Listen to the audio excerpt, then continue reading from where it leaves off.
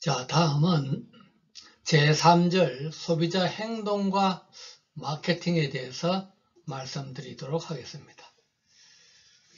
여러분들이 이제 지난 학기에 배운 마케팅 관리의 또 복습이 되겠는데요. 마케팅에서 가장 중요한 개념인 STP와 4P에 대해서 말씀드리도록 하겠습니다. STP라는 것은 시장 세분화, 즉 마켓 세그멘테이션의 S, 표적 시장, 즉 타겟 마케팅의 T, 포지셔닝, 정의화의 P입니다. 20세기 들어서 어떤 현대 마케팅에서 가장 큰 발견이라고 할까 어떤 새로운 어떤 개념이 시장을 세분화한다는 개념입니다.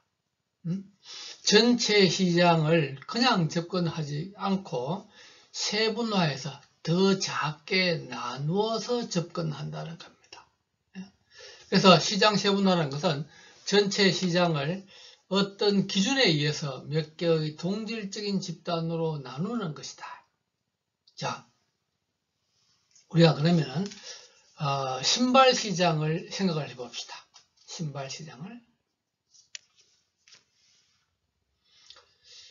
시장을 전체 시장을 가지고 남녀별로 나누고, 무슨 이제 연령대별로 나누고, 그 다음에 이제 무슨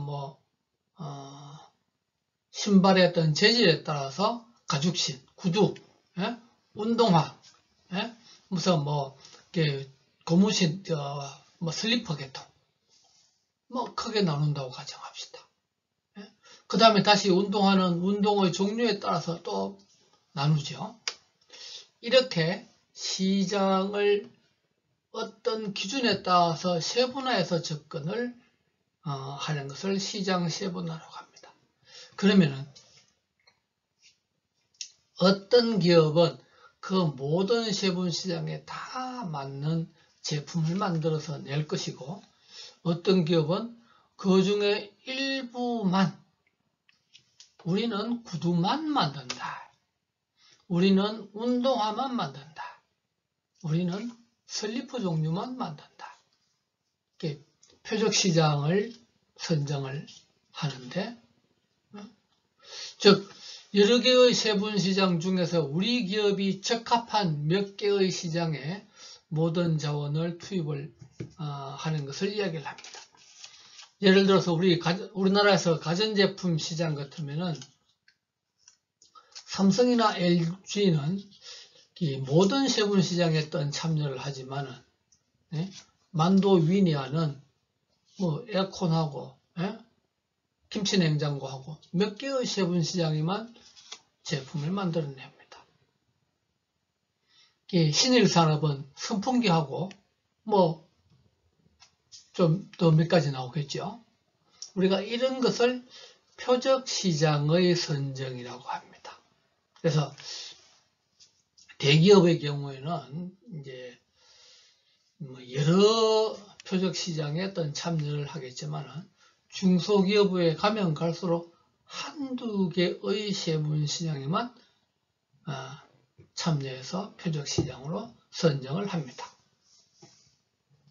그 다음에 포지셔닝은 STP의 포지셔닝, 이제 우리말로 무슨 위상 정립, 위치 정립 이런 표현을 쓰는데, 표적 시장 선정 후에 그 제품의 위상을 정립하는 것이다. 위상을 정립. 무슨 이야기냐?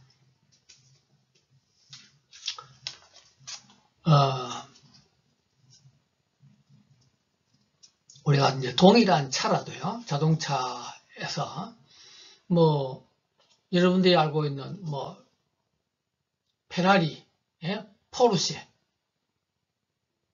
이런 차들은 딱 들으면 여러분들 무슨 생각을 하지요? 스포츠카로 유명한 브랜드가 됩니다. 무슨 벤츠나 BMW는 품질 좋은 차. 예? 볼보는 뭐 튼튼한 차. 이런 어떤 소비자들의 생각을, 이미지를 가지고 있습니다. 그래서 포지셔닝은 소비자들에게 그 제품에 대해서 어떤 이미지를 심을 거냐 하는 겁니다. 어떤 이미지를 심을 거냐. 소비자들의 마음속에 어떤 생각, 포지션, 위치를 잡도록 할 것이냐. 자, 여러분들 음료수 시장에서 바카스 그러면 무슨 생각을 하게 되나요? 피로의 회복제라는 것을 떠올립니다. 포카리 스웨트는 스포츠 음료, 이온 음료, 운동 전후에 마시는 음료입니다. 예? 술 마시기 전후에 마시는 음료, 여러분들 무엇을 떠오르죠? 이런 것들이 포지셔닝입니다. 그래서 시장을 세분화하고 표적 시장을 선정해서 포지셔닝 전략을 수립을 합니다. 이제 그러면은 그 다음에는 마케팅 믹스, 각각의 표적 시장의 어떤 제품 가격 촉진 유통, 우리가 이제 메카시라는 학자가 이 4P라는 용어를 처음 사용을 했는데, 이 표적 시장에 맞는 제품을, 거기에 맞는 품질 수준에, 거기에 맞는 어떤 제품을 만들어낸다. 거기에 맞는 가격을 책정을 한다. 자, 아무리 좋은 제품도 가격을 너무 높게 매기면 잘 안 팔릴 것입니다. 또 그렇다고 가격을 너무 낮게 매기면은 자기들 원가가 있을 것이고, 어느 선이 적정이냐. 우리가 가격이 비싸도 반드시 잘 팔리고, 일반적으로 동일한 품질이라면은 가격이 싼 것이 잘 팔립니다. 그런데 이제 반드시 또 그렇지도 않아요. 왜? 뒤에 또 촉진과 유통이라는 것이 있습니다. 이게 광고 홍보를 촉진, 다른 말로 마케팅 커뮤니케이션이라고 하는데, 광고 홍보 활동을 어떻게 하느냐에 따라서 동일한 제품들도 또 잘 팔릴 수도 있고 안 팔릴 수도 있고요. 유통은 이제 일반적으로 영어는 디스트리뷰션 채널인데, P를 굳이 쓰다 보니까 플레이스라는 용어를 썼습니다. 똑같은 제품을 백화점을 통해서 유통시킬 것이냐, 마트와 같은 할인점을 통해서 유통시킬 것이냐, 또는 무슨 아울렛, 무슨 슈퍼마켓, 무슨 전문점을 통해서 유통시킬 거냐에 따라서 제품에 대한 이미지도 틀려지고, 또 팔리는 것들도 틀려지죠. 그래서 마케팅 믹스라는 개념은 이 네 가지를 적절하게 믹스, 적절하게 혼합을 해야 된다는 거죠. 그래서 마케팅 믹스입니다. 자, 그래서 이 마케팅에서 있던 4P, 우선 마케팅 믹스 어떤 개념은 아주 어떤 중요한 개념이니까 여러분들 반드시 알아주시기 바랍니다. 자, 그 다음에 이제 제 4절로 넘어가서 소비자 행동 모델. 어떤 모델이라는 것은 어떤 현상을 이해하기 쉽게, 설명하기 쉽게 좀 단순화시켜서 만든 겁니다. 여러분들 경제학에서 또는 전문관리에서 여러 어떤 수식으로 된 모델이 있고, 무슨 그림으로 그리는 모델이 있고요. 저 MIS에서 플로우 차트 형태의 모델도 있고, 어떤 하나의 문장으로 된 서술문 형태의 모델도 있습니다. 자, 우리가 앞에서 초기 심리학자들이 했던 자극과 반응이라는 것을 가지고 인간의 행동을 설명하려고 했고, 그 뒤에 이 이제 매개 변수, 앞에서 뭐라 그랬죠? 블랙박스. 이 블랙박스라는 개념을 도입을 해서 매개 변수로 중간에 있더라. 사람들이 어떠한 자극을, 어떤 제품을 보고, 다른 사람들이 어떻게 뭘 입는 것을 보고, 어떤 새로운 신제품이 나오는 것을 보고, 무엇을 보고, 즉 점포를 방문하고 무슨 정보를 탐색하고 뭐 이제 실제로 사고요, 반응을 하게 됩니다. 그래서 그 중간에 이제 우리 인간의 내면에서 일어나는 여러 가지 심리적 과정, 욕구, 동기, 개성, 가치관 뭐 이런 것들이 영향을 미쳐서, 그래서 지금 이제 이 그림은 아주 단순화한 소비자 행동 모델이라고 이야기를 할 수가 있을 것입니다. 자, 그런데 그래서 이제 우리 자극 반응 모델. 그런데 이제 이던 그림은 여러분들 보기에 이제 워낙 복잡지요. 우리 소비자 행동의 학자들 중에서 이제 가장 대표적으로 엥겔이라는 학자가 있습니다.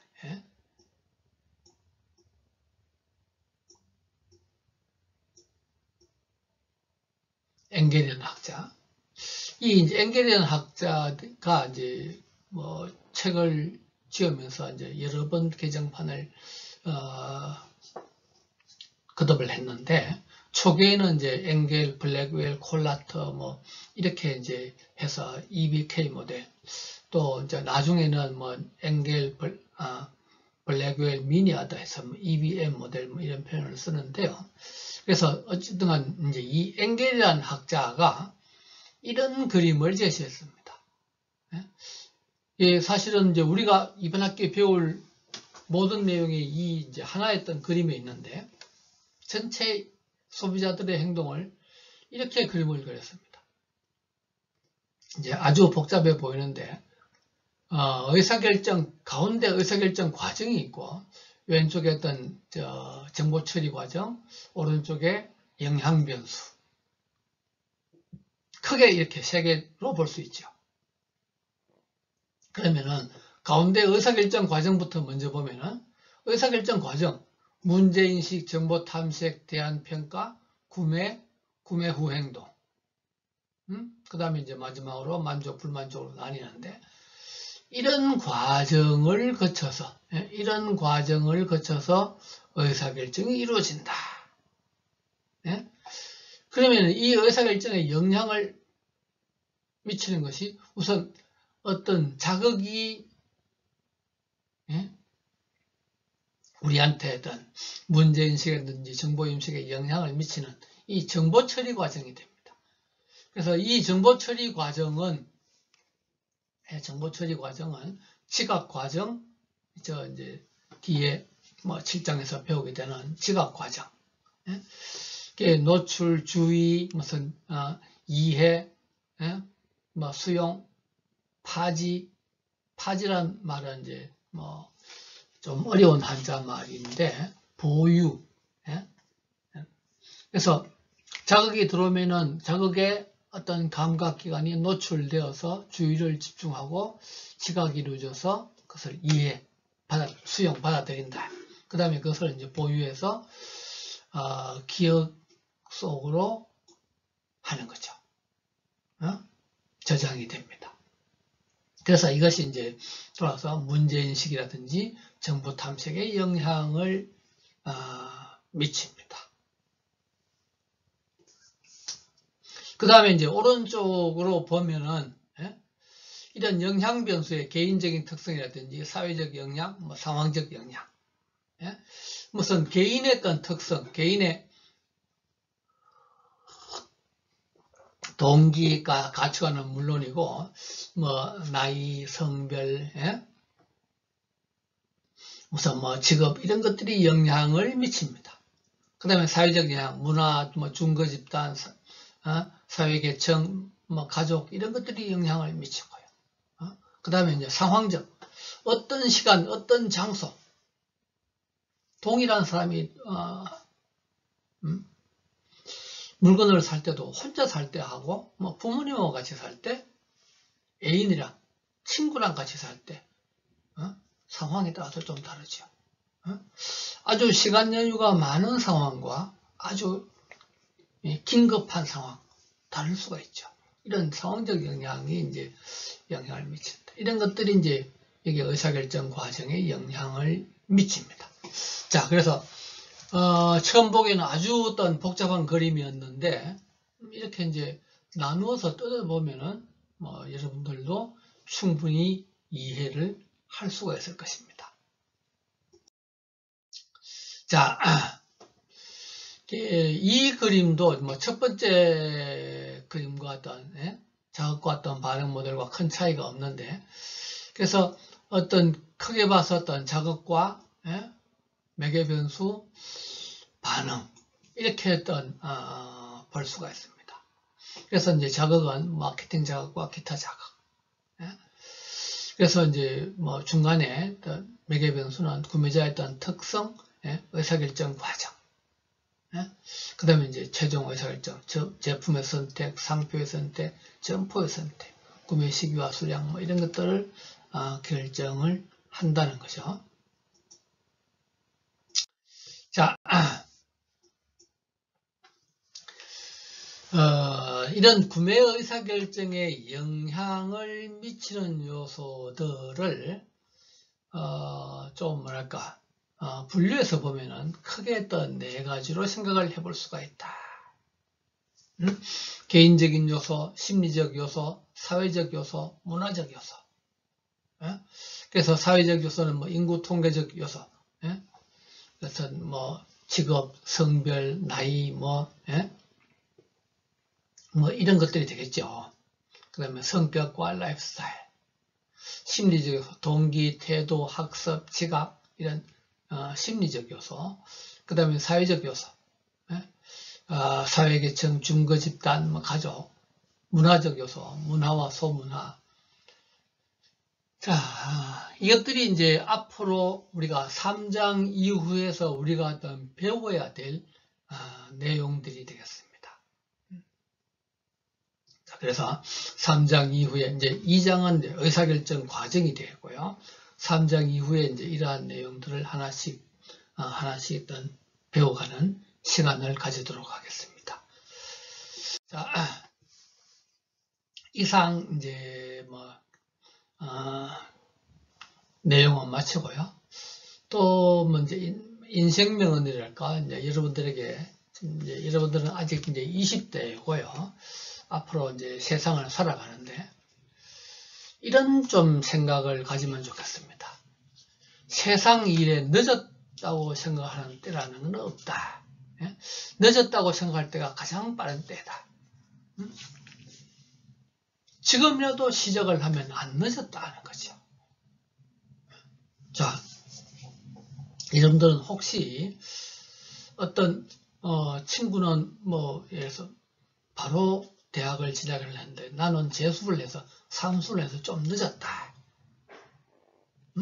친구는 벌써 무슨 창업을 하고 뭐 어디 뭐 알바를 하면서 인생 경험을 사회 경험을 하는데 나는 좀 늦었다. 전혀 그렇게 생각할 필요가 없다는 거죠. 우리가 일반적으로 직장 생활을 하는 뭐 60대까지라고 본다면 여러분들 20대니까 아직도 살아가야 될 날이 너무 많고요. 전체 인생 여러분들 100세까지 산다고 본다면 100세까지는 아니 뭐 90세까지 산다고 봅시다. 앞으로 여러분들 너무너무 많은 시간이 남아있습니다.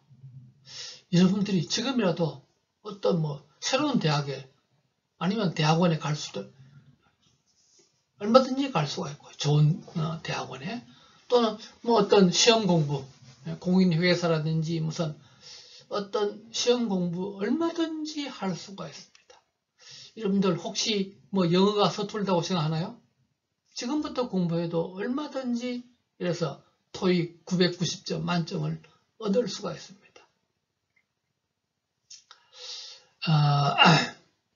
KFC의 어떤 창업주가 할랜드 D. 샌더스라는 사람인데요. 예명으로 보통 이제 샌더스 대령, 커넬 샌더스라고 이제 더 많이 불린다고 합니다. 이 샌더스가 65세의 나이에 KFC를 창업을 해서 성공을 했다고 합니다.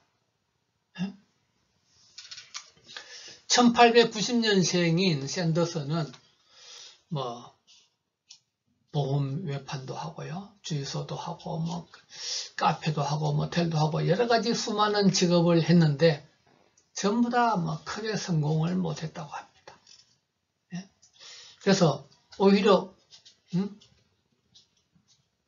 젊은 날에는 뭐 그런저런 월급쟁이로 또는 그런 아주 어떤 작은 소규모 어떤 자영업자로 살아갔습니다.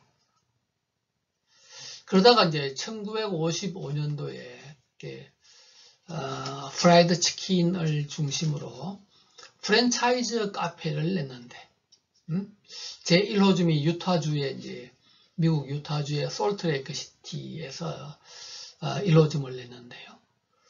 KFC를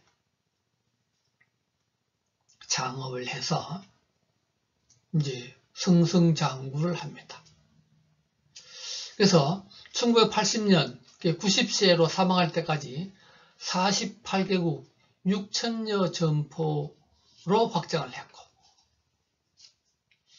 현재는 뭐 80여 개국 1만 3천여 점포로 커 있다고 합니다. 물론 이제 미국은 이 창업주 2세, 3세까지 기업이 내려가는 경우가 많지 않습니다. 이 KFC도 지금은 창업주의 후손들하고는 관계없이 이제 다른 기업으로 넘어가서 뭐 운영되고 있는데요. 그렇더라도 55년도에 창업을 해서 어떤 80년도까지 25년 동안 65세에 창업을 해서 25년 동안 아주 승승장구하면서 기업을 키워나갔습니다. 자, 그렇다고 생각한다면 어떤 일을 하는데 나이에 관계가 없다. 늦었다고 생각한 때라는 것은 없다는 인생 명언을 여러분들에게 어떤 드리면서 제 1장 강의를 마치도록 하겠습니다. 예, 수고했습니다.